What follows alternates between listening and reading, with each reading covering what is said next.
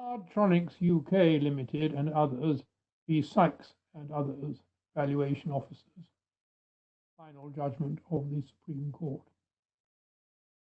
These appeals concern the correct treatment for rating purposes of ATM cash machines situated in retail stores. The ATMs are installed and operated not directly by the retailers, but under contractual arrangements with separate operating companies.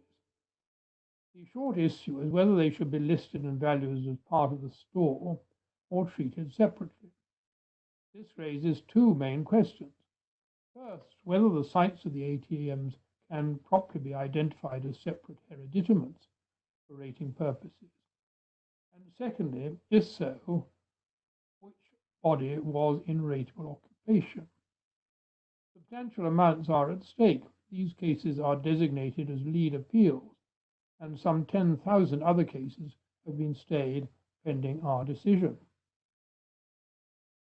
There are four categories of ATMs in issue before us. These include external ATMs, that is, fixed machines with an opening in the external walls of the supermarket, available 24 hours a day to the public. Secondly, internal ATMs, available only for use within the supermarkets and during opening hours.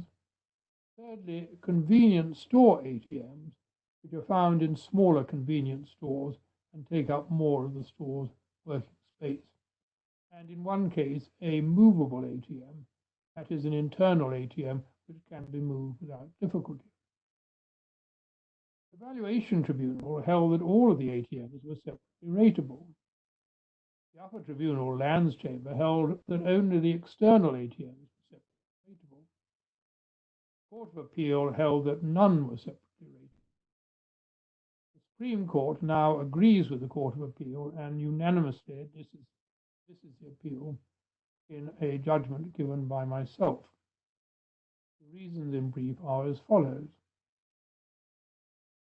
Applying the statutory definition of a hereditament and the relevant case law, the Upper Tribunal was entitled to find that there was no difficulty in defining the boundaries of the sites of the fixed ATMs so as to satisfy the relevant test.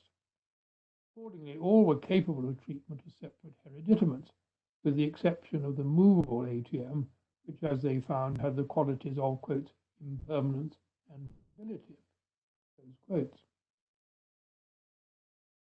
On the question whether the retailers or the ATM operators were in rateable occupation of the ATM sites, the Upper Tribunal had been entitled to find that the retailers retained occupation of the site, although they had conferred on the ATM operators rights which substantially restricted retailers' use of those sites as such.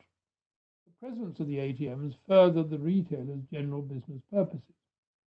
Both parties derived direct benefits from the use of the sites and shared their economic fruits of the activity of which the space was used. There was no relevant difference between external ATMs and internal ATMs.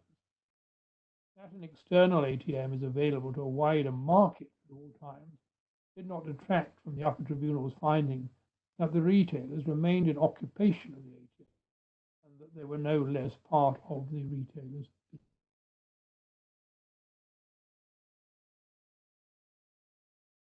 That's the end of these judgments. Thank you.